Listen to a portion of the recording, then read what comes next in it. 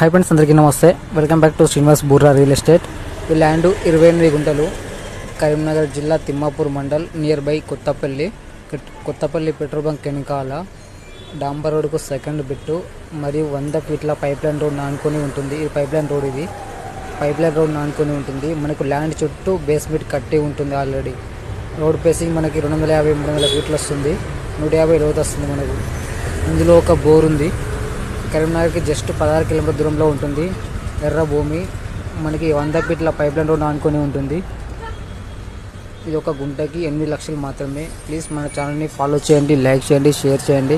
ఇలాంటి మంచి మంచి వీడియోల కోసం ఖచ్చితంగా మన ఛానల్ని ఫాలో చేసుకోండి, షేర్ చేయండి.